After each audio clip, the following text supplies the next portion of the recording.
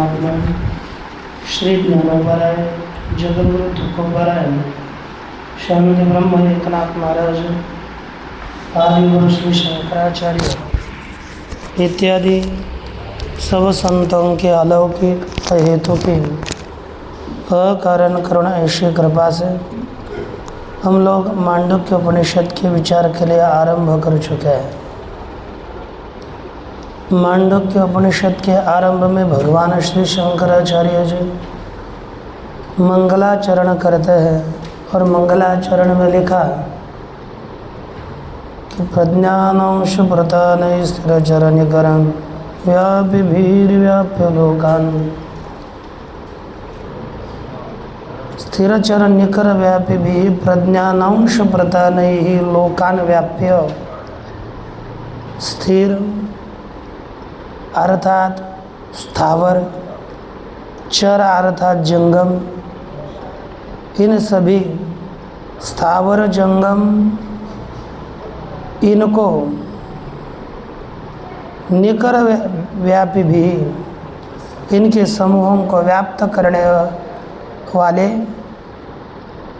ब्रह्म के अंश जो जीव चिदाभास, उनके प्रतान ही रश्मियों के द्वारा लोकान व्याप्य, लोगों को व्याप्त करके भोगान स्थविष्ठान भोगान भुक्त्वा, स्थूल भोग्य विषयों का उपभोग करके पुनरपि कामजन्यान धीशोनोद्भासितान भोगान भुक्त्वा, जो कामना से उत्पन्न होने वाले बुद्धि के द्वारा भाषित होने वाले भोगों का भोग करके सर्वान विशेषान पीत्वा, सभी विशेषों को पी करके प्राशन करके मधुरभुं मायया न भोजयन स्वभिति। मधुरभुक परमात्मा, आनंद भोक्ता परमात्मा माया के द्वारा हम सबको खिलाता हुआ स्वपिति सोता है। ऐसे माया संख्या तुरीयम, माया के द्वारा संख्या से तुरीय संख्या वाला परम अमृत अज ऐसा जो ब्रह्म है, तन्नतोस्मि, उसको मैंने नमस्कार किया, उसी को मेरा नमस्कार है, अर्थात उसको मैंने नमस्कार किया हुआ है, उसको नत मैं हूँ। इस प्रकार इस श्लोक का कल हम लोगों ने विचार देखा था।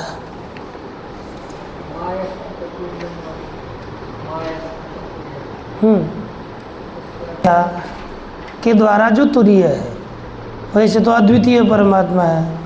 फिर 1 2 3 चतुर्थ क्यों कहा? क्योंकि जो संख्या है वो माइक जो तीनों है, विश्व तेजस प्राज्ञ अथवा विराट हिरण्यगर्भ ईश्वर, ये माइकों को पकड़ करके माइक संख्या के अपेक्षा से जो तुरीय है, ऐसा नहीं है। यह संख्या मायात्मक संख्या है, न कि स्वतंत्र संख्या तुरीय है। अब तत्पश्चात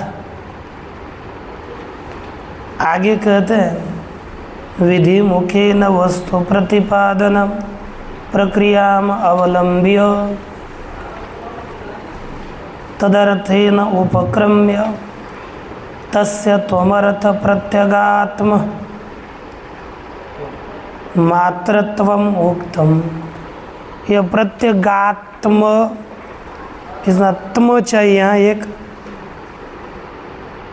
यहाँ पर प्रत्यगात्मात्रत्व से ऐसा होगा, हाँ, प्रत्यगात्म मात्रत्व किया हुआ है ना, जिसने नहीं किया वो करे ना,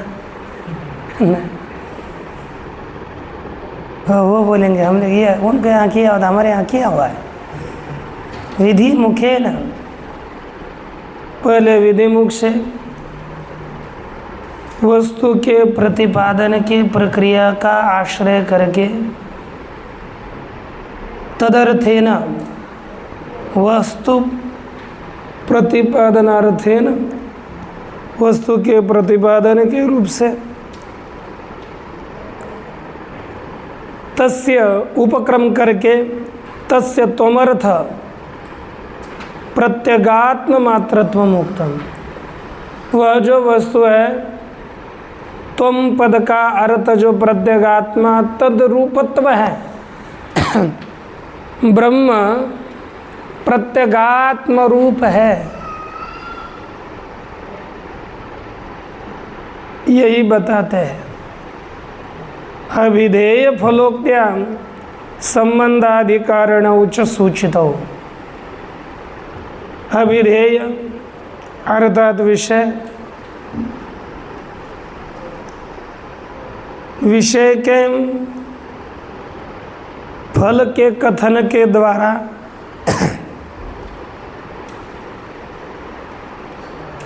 संबंध, विषय और फल के कथन के द्वारा, दोनों के कथन के द्वारा संबंध और अधिकारिण उच्च सूचित हो, संबंध को भी सूचित किया और अधिकारी को भी सूचित किया।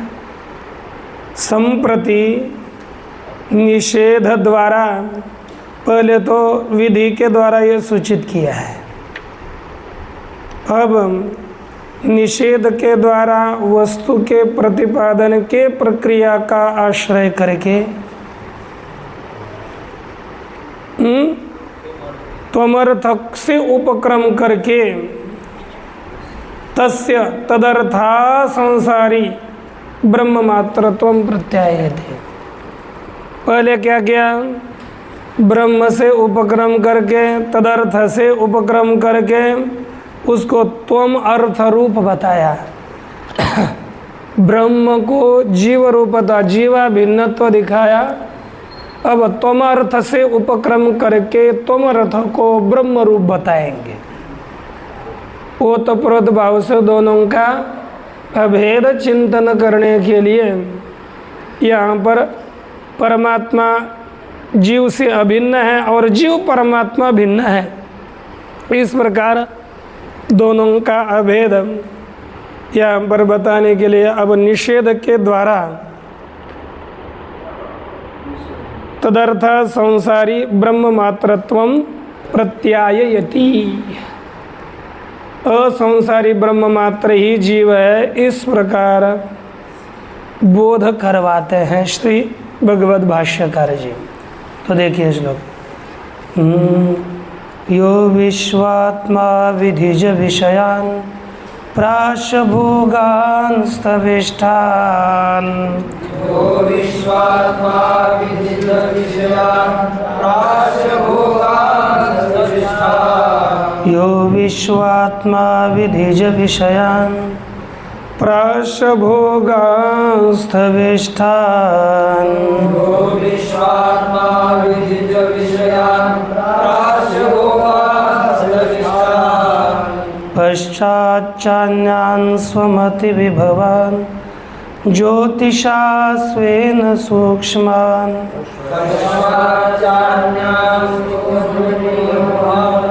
ज्योतिषा स्वेन सूक्ष्मान् सर्वानेतान् पुनरपि शनैः स्वात्मनि स्थापयित्वा,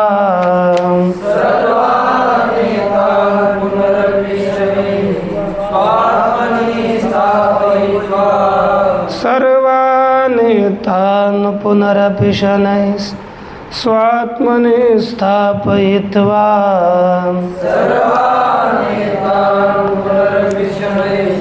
स्वात्मनि स्थापयित्वा, हित्वा सर्वान् विशेषान् विगतगुणगणः पात्वसौ न स्तुरीयः हित्वा सर्वान् विशेषान् विगतगुणगणः पात्वसौ न स्तुरीयः हित्वा सर्वान् विशेषान् विगतगुणगणः पात्वसौ न स्तुरीयः हित्वा सर्वान् विशेषान् विगतगुणगणः पात्वसौ न स्तुरीयः यो विश्वात्मा विधिज विषयान् स्थविष्ठान् भोगान् प्राश्च पश्चात अन्यान् पश्चात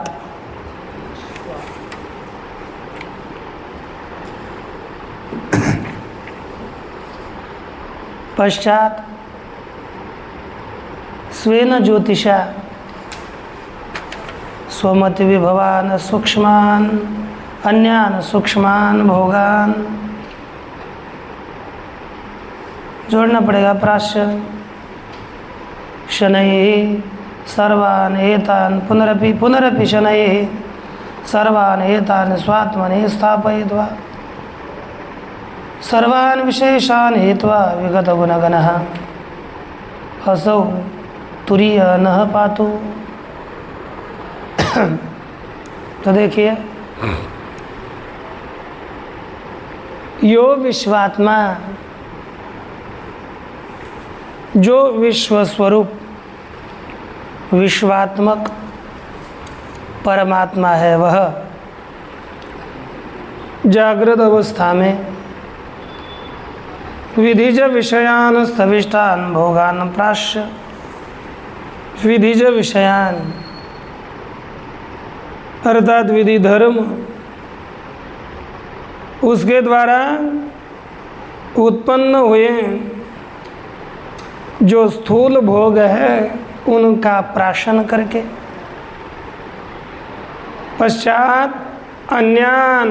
पश्चात स्वेन ज्योतिषा, उसके अनंतर अपने खुद के प्रकाश के द्वारा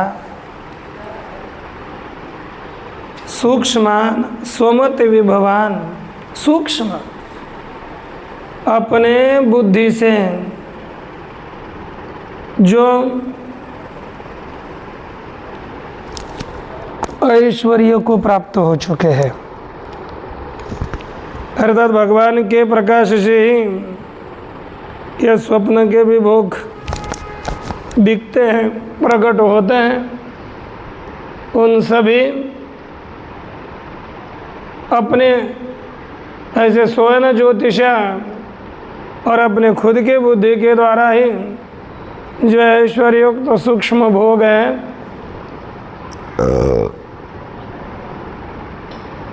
उनका भी प्राशन करके, अनुभव करके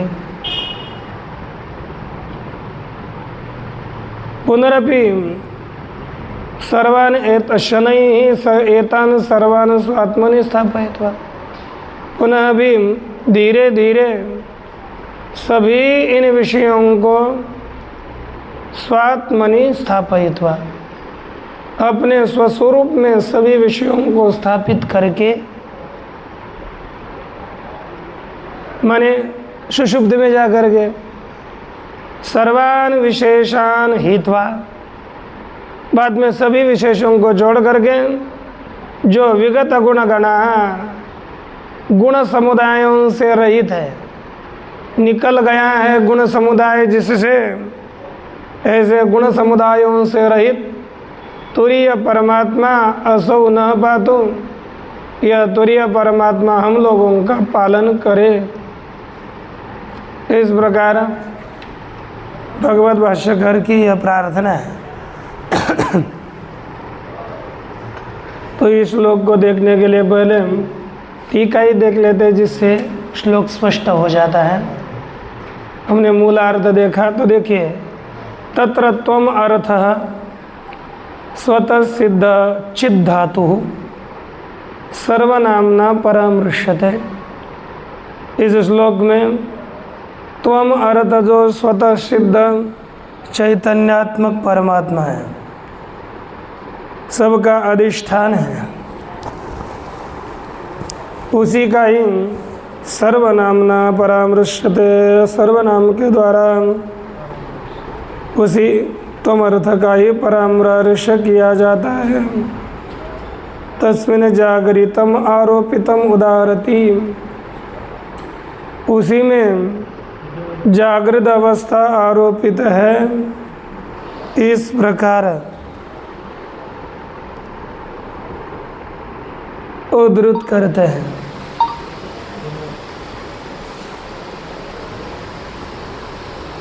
क्योंकि उसी में जागृत जो जीवात्मा है, उसमें जागृत अवस्था आरोपित है।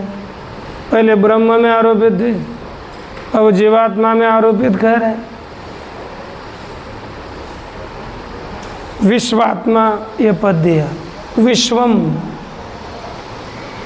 पंचकृत पंचमहाभूत तत्कार्यात्मकम स्थूलम जगत वैराजम शरीरम। यहाँ का पंचकृत पंचमहाभूत और उनका कार्य रूपी जो स्थूल जगत है, वैराज शरीर माने विराट का शरीर। तस्मिन् जागरिते, उस जागृत अवस्था में च अहम मम इति अभिमानवान इत्यर्थ, जो अहम और मम ऐसे अभिमान वाला है। तस्य अर्थ क्रियाम उपन्यस्यति, उसकी क्रियाओं का कथन करते हैं। विधिज विषयान, तो विधि क्या चीज़ है?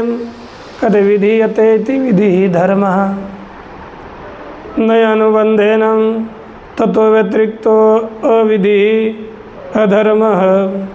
तो यहाँ पर विधि और अविधि दोनों का भी कथन होता है। विश्वात्मा विधि और विश्वात्मा विधि। विधि पद से विधि अविधि दोनों का ग्रहण करना है। अर्थात प्राप्त पुण्य धर्माधर्म उससे, और अविद्या काम प्रसूताभ्याम, जो अविद्या काम से उत्पन्न हो गए धर्माधर्म है, उनके द्वारा विषय शब्दादयो जन्यन्ते। विधिज कौन हो गए? शब्दादि विषय। तान भोग योग्यतया, वही शब्दादि विधि विषय भोग के लायक होने से, भोग शब्दितान, वो भोग शब्द के द्वारा कहे जाते हैं। आदित्यादि अनुगृहीत बाह्येन्द्रिय द्वारक बुद्धि परिणाम गोचरतया स्थूलतमान। आदित्य इत्यादि के द्वारा अनुगृहित बाह्य इंद्रियों के द्वारा बुद्धि के परिणाम का विषय होने से स्थूलतमान प्राश्य, अतिशय स्थूलतम ऐसे जो भोग है उनका प्राशन करके, माने साक्षात अनुभव करके स्थितोयम प्रत्यगात्मा।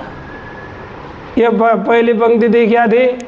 यो विश्वात्मा विधिज विषयान प्राश्य भोगान स्थविष्ठान। इस जीवात्मा ने अपने धर्माधर्म से प्रकट हो गए उत्पन्न हुए स्थूल विषयों का उपभोग करके यह स्थित है। और क्या कर बाद में? तत्रैव स्वप्नावस्थाम अध्यस्यति, इसी आत्मा में स्वप्नावस्था का भी अभ्यास कराते हैं। कैसे? तो देखिए, पश्चात चान्यान स्वमति प्रविभवान, आगे ज्योतिषा स्वेन सूक्ष्मान, बाद में खुद के प्रकाश के द्वारा स्वबुद्धि से प्रकट विषयों का अनुभव करके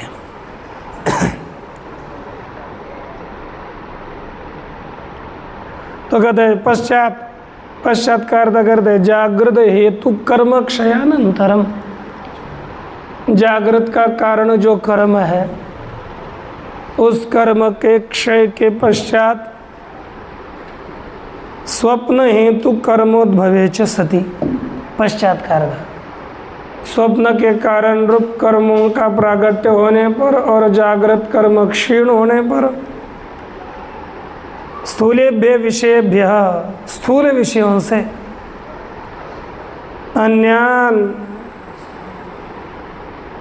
अन्य जो विषय सूक्ष्म भोग है, इसी हेतु से सूक्ष्मान, क्योंकि अन्य विषय बताए ना, तो स्थूल विषयों से भिन्न अर्थात सूक्ष्म।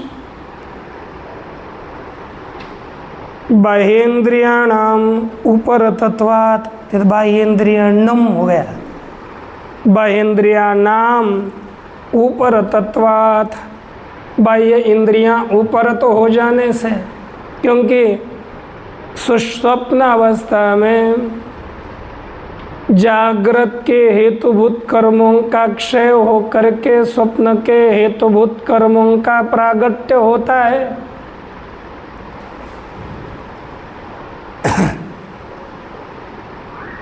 तो अविद्या काम कर्म प्रेरितात्मीयमति प्रभावात्, अविद्या काम कर्म प्रेरित अपने बुद्धि के प्रभाव से ही प्रसूतान अंतकरणात्मनो जो उत्पन्न हुए स्थूल भोग है, ते सूक्ष्म भोग है, उनका सेवन करता है। इसलिए अंतकरणात्मनो वासना मयानादित्यादि ज्योतिषाम,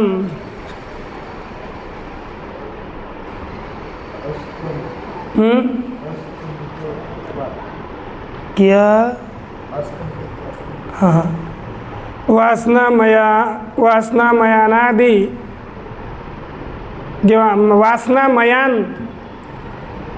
आदित्यादि ज्योतिषाम अस्तमितत्वात्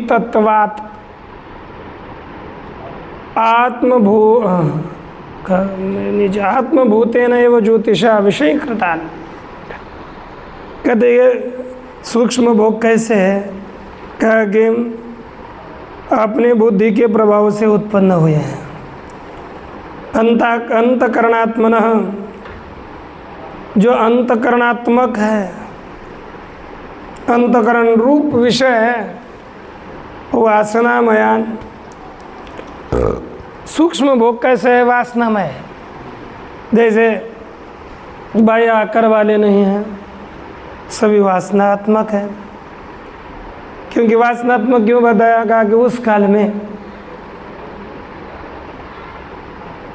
ये वासना रूप है और उसी काल में ये आदित्यादि ज्योतिषाम अस्तमितत्वात्, आदित्यादि सभी ज्योतियाँ अस्त होने के कारण अब उन आदित्यादि ज्योतियों के द्वारा इस विषयों का प्रकाशन नहीं किया जा सकता। इसलिए आत्मभूतेन एव ज्योतिषा विषय कृतान्, आत्मरूपी प्रकाश के द्वारा ये जो विषय किए हुए हैं, ऐसे अनुभूया पंचीकृत पंच महाभूत तत्कार्यात्मक सूक्ष्म प्रपंचम, इन सभी विषयों का अनुभव करके अपंचीकृत पंच महाभूत तत्कार्यात्मक सूक्ष्म प्रपंचम हिरण्यगर्भ शरीरम, अपंचीकृत पंच महाभूतों का जो कार्य है ऐसा सूक्ष्म प्रपंच हिरण्यगर्भ का शरीर, स्वप्न स्थानम, वही स्वप्न स्थान है।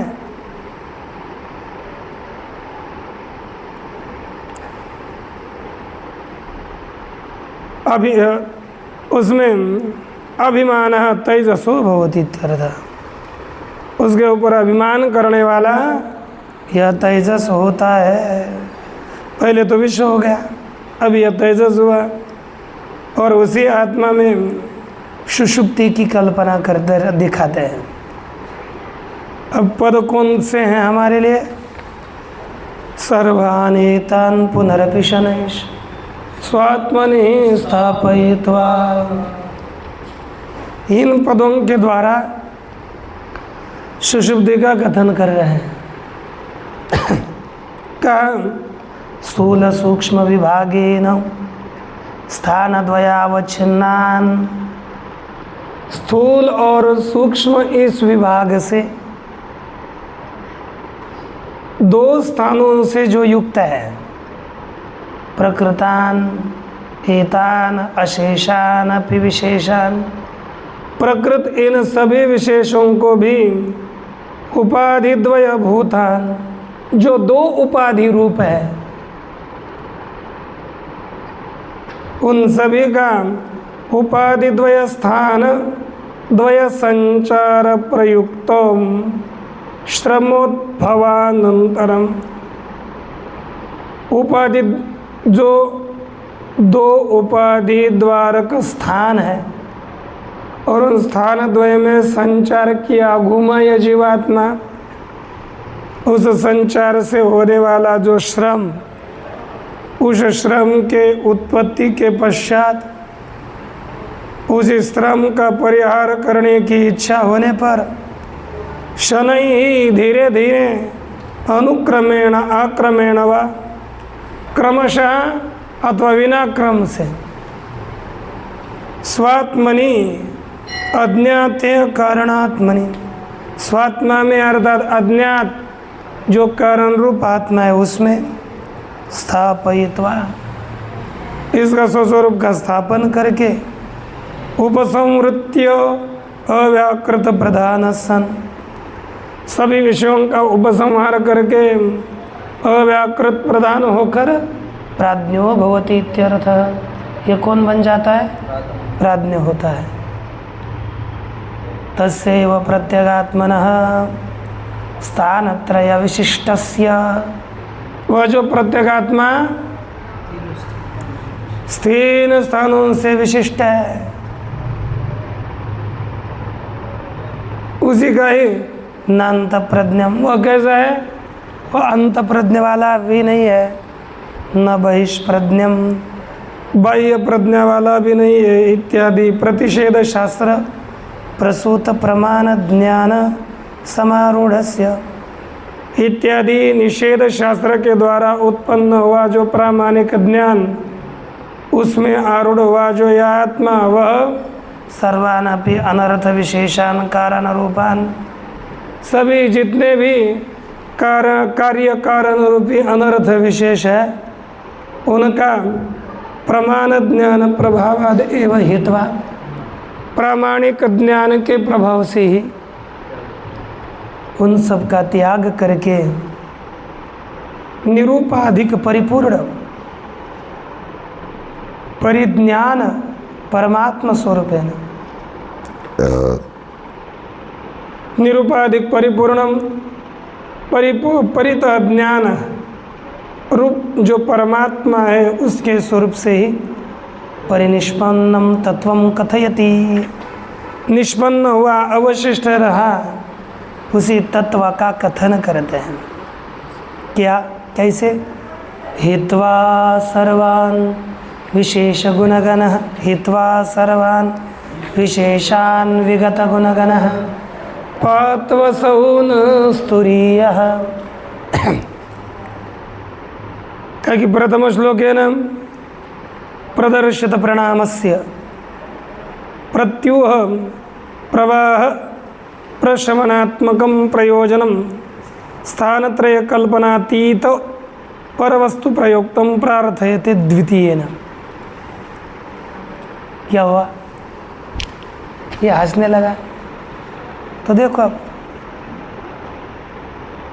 प्रथम श्लोक के द्वारा क्या बताया टीकाकार कहते हैं, प्रदर्शित प्रणामस्य, प्रदर्शित किया हुआ जो प्रणाम, उसका फल क्या होता है? प्रत्यूह प्रवाह प्रशमनात्मकम प्रयोजनम, प्रदर्शित किए हुए प्रणाम का प्रत्यूह माने विघ्न, विघ्न के प्रवाह का नाश रूपी ही प्रयोजन है। प्रत्युह एक शब्द है वो मिलित, प्रवाह शमन रूपी प्रयोजन, इसी प्रयोजन की प्रार्थना कर दे। स्थानत्रय प्रकल्पनातीत, 3 स्थानों के कल्पना से अतीत, परवस्तु प्रयुक्तम, परवस्तु से निर्वर्तित निष्पन्न होने वाले विघ्ननाशात्मक प्रयोजन की प्रार्थना करते हैं कि पात्वसौ नस्तुरिया नो आसमान व्याख्यातृत्वेन श्रोतृत्वेन च व्यवस्थितान, हम लोगों का पालन करिए। हम लोग माने कौन कौन? हम व्याख्यान करने वाले व्याख्याता रूप से स्थित और श्रोता रूप से स्थित जो हम लोग हैं, उन हम लोगों की रक्षा करो।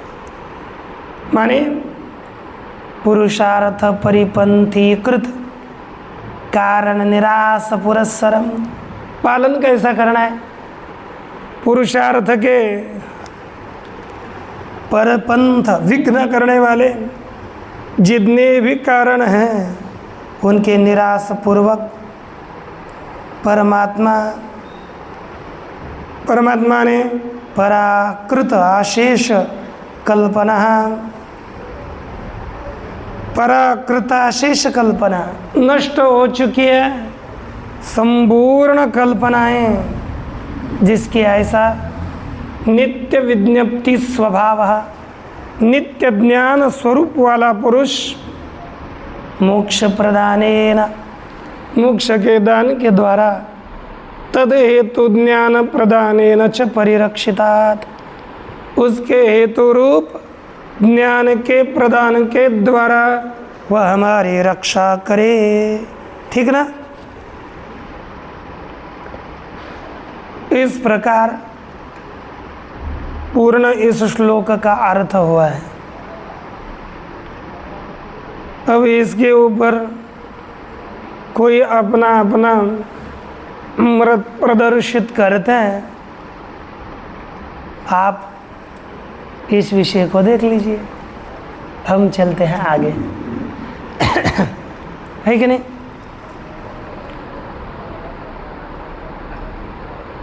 अब भगवत भाष्यकार कद यद उद्देश्य मंगलाचरणम कृतम तत् निर्देष्टुम आदो व्याख्येयस्य प्रतीकम गृह्णाति,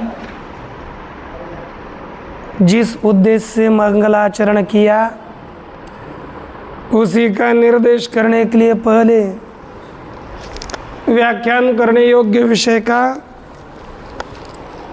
प्रतीक भगवत भाष्यकार जी ग्रहण करते हैं और उस प्रतीक को लेकर आगे कहते हैं क्या? ओम इत्येतद् अक्षरमिदं सर्वं तस्योपव्याख्यानम्। ओम इति एतद् अक्षरम इदम, ओम ऐसा यह अक्षर है, सर्वम इदम, ओम इति एतद् अक्षरम, संपूर्ण यह जगत ओम यह अक्षर ही है, तस्य उपव्याख्यानम, उसका व्याख्यान किया जाता है।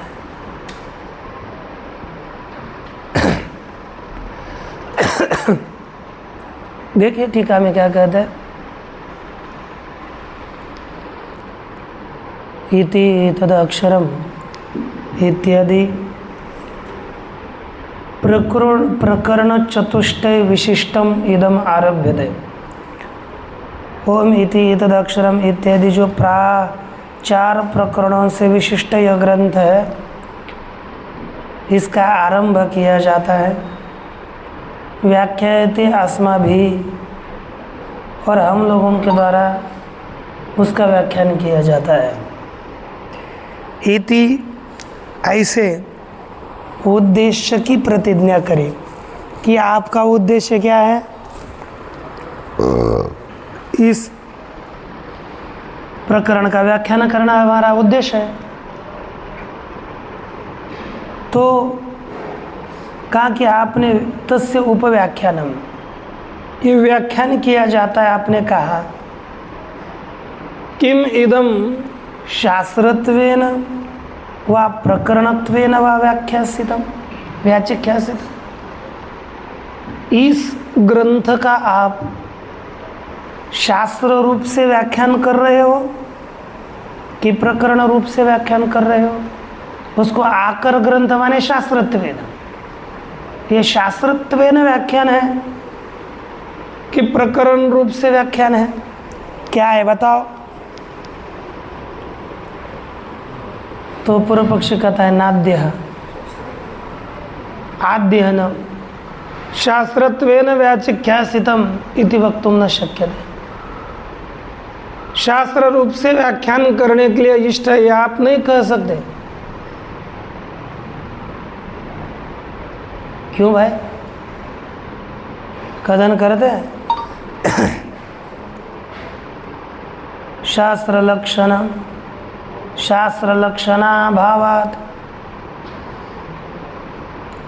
अस्य अशास्त्रत्वात्, शास्त्र के लक्षण का अभाव होने से यह शास्त्र नहीं है, इसलिए शास्त्र रूप से व्याख्यान नहीं कर सकते।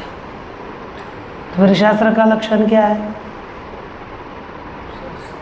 कहा एक प्रयोजनोपनिबद्ध मशेषार्थ प्रतिपादकम ही शास्त्रम, ये शास्त्र की व्याख्या करी।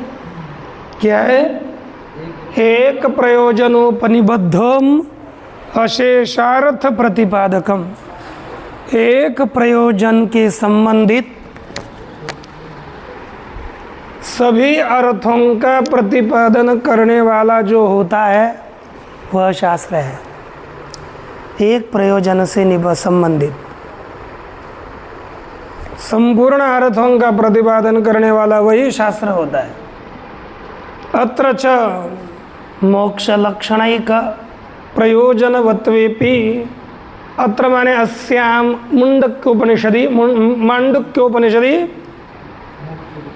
मोक्ष लक्षण मोक्ष रूपी एक प्रयोजन वाला यह होने पर भी न अशेषार्थ प्रतिपादकत्वम, यहाँ पर संपूर्ण अर्थ प्रतिपादकता नहीं है। आप कहोगे एक प्रयोजन कौन सा है?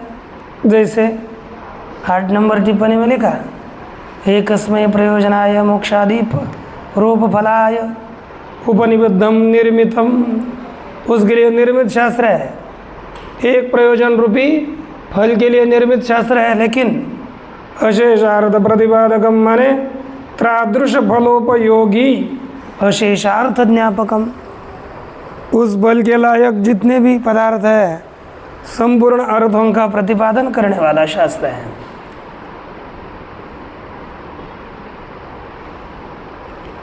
लेकिन यह अशेषार्थ प्रतिपादक नहीं है, माने न शेषार्थ प्रतिपादकत्वम कर्मादीनाम अपि, कर्मादियों में भी संपूर्ण अर्थ प्रतिपादकता नहीं है।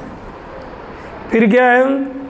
कहा कि चित्त शुद्धि आदि द्वारा मोक्षोपयोगित्वम,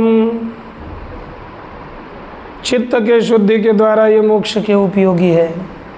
तेषां च नेह प्रतिपादनम, उनका यहाँ पर प्रतिपादन नहीं है। क्या कहते हैं?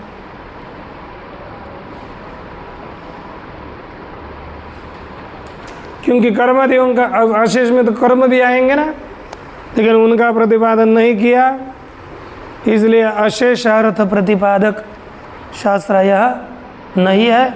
शास्त्रत्वेन यह व्याख्यासित नहीं हो सकता।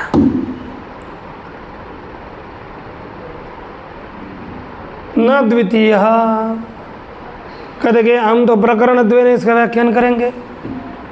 तो पूर्व पक्ष बोलता है पर प्रकरण रूप से भी व्याख्यान नहीं कर सकते।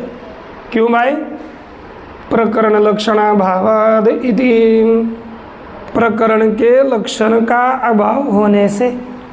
क्या है प्रकरण का लक्षण?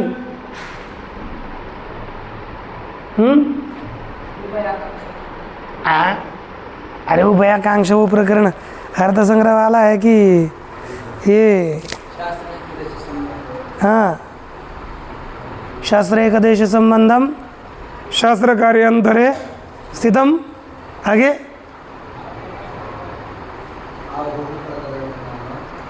हाँ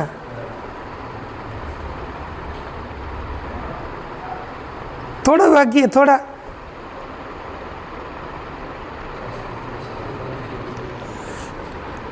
कहते किम आहु प्रकरणम नाम एक मेरे से भी थोड़ा हो गया लग रहा है क्योंकि विचक्षणा कैसे लिया उसी का नाम ये प्रकरण कहते हैं शास्त्र एकदेश संबद्धम शास्त्र कार्यांतरे स्थितम आहु प्रकरणम नाम ये नहीं आ रहा यंत्र में आएगा विचक्षणा ऐसे विद्वत से है। तो यहाँ पर हम लोग जो देख रहे हैं तो यहाँ पर भगवान भाष्यकार कहते वेदांत सार संग्रह भूतम इदम प्रकरण चतुष्टयम वेदांत के सार के संग्रह रूप यह प्रकरण चतुष्टय है ग्रंथ भेदम विचक्षणा ओम इति एतद अक्षरम इत्यादि आरभ्य थे ओम ऐसे इस प्रकरण का आरंभ किया जाता है। इस पद का व्याख्यान देखेंगे कल। ओम पूर्णमदः पूर्णमिदं पूर्णात् ओम शांति शांति शांति।